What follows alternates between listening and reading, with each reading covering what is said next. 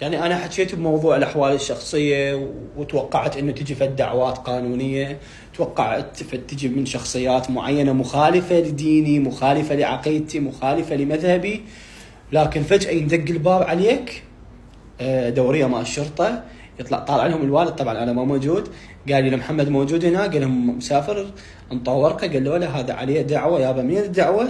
والله من سيد فاقد الموسوي. ليش مسوي السيد فاقد؟ والله منتقده وحاكي عليه بمواقع التواصل الاجتماعي.